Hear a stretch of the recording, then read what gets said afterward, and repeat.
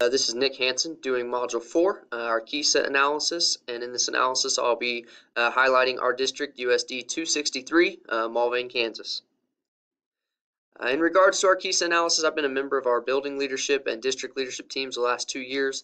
Last year, our DLT chose rigor and relevance as our 2 areas of emphasis that we would study and look at and try to improve on. Coincidentally enough, we actually changed our minds last week to add the relationships to that. So our 2 focus areas are going to be relationships and rigor. We chose relationships as an area to focus on because we're doing pretty well there. I believe this to be our strongest area. I would say we're transitioning or modeling this. We have great community support. We have a lot of businesses that have a vested interest in the success of our district. They support us both financially and with our students and giving them opportunities to shadow, etc. We also have a really good connection between students and staff, staff to staff, and staff to parents. We do enrollment conferences in the spring that have almost 100% attendance rates.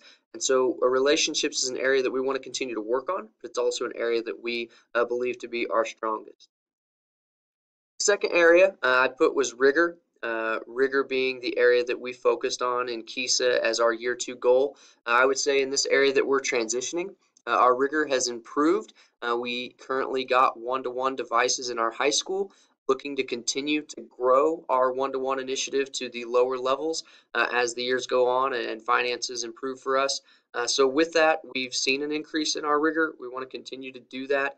We also tied in a little bit of rigor to our professional development and how we want our professional development to tie to the district initiatives, and that can be done through the rigor standards of KESA. When it comes to our pathways for our high school students, we have abundant opportunities in the district. We just need to continue to grow in those areas and continue to make sure that we put the right kids in those. Right now we have a lot of kids going to college as juniors and seniors, but what we're finding is that some of them have not been successful because they're not necessarily the best students that we're sending. And so we need to encourage our students that are successful to take those paths and continue to make sure that our opportunities are there, the right people are in them. And then for our high school level, we need more upper level classes. Some kids don't necessarily want to go to college yet. They want to stay in the high school setting. And so we need to offer more upper level classes to increase the rigor and to help with our ultimate goal of this 2-year success rate. Right now ours is in the 50s, and we want to increase that to the state goal of 75. Relevance is an area that I also say that we're transitioning. Again, we had the recent upgrades to technology, and so we're creating a learning environment that's more relevant to our high school students. Need to continue to do that with the other levels. And then one thing that we've determined from our district leadership team meetings and meeting with my principal is that we really have a limited K-12 alignment of programs. Our current district has a grade school, a primary school, a middle school, and a high school, and we kind of have 4 buildings. They're all operating not together. They're kind of all doing their own different things. We want to make sure that if we do something well at one building, we do it well at all of our buildings. And we do have really highly qualified instructors. Our numbers and data say that. And so again, transitioning on this area. The final area is responsive culture. Again, I put transitioning there as well. That we need to have a better plan for data, that we need to make sure we're utilizing data to formulate our plans and not just going by our gut feelings.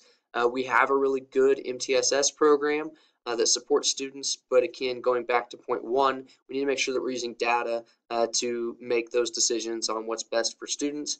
And then this year we recently added an academic intervention room during our lunch hour. So students that have 2 Fs are required to go to this to get extra academic support, and we've seen great success in that area as well. So transitioning for responsive culture. Our plan for improvement, use our relationships that we have to develop more comprehensive program of study for our students, and that fits into PSEL 1F. And then implement curriculum that promotes college and career readiness aligned with K-12, and make sure that there's no limited, we limit the gaps and that we don't have any overlap of different initiatives. So relationships and rigor being those things we want to continue to work on. The standards are listed here. Develop shared understanding of commitment to mission, vision, and core values.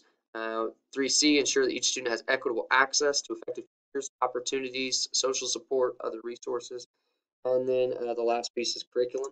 In meeting with my principal, the leadership style that they really demonstrate is democratic. As a first-year principal, she's done some really, really good things. She really wants to institute change through teams and committees.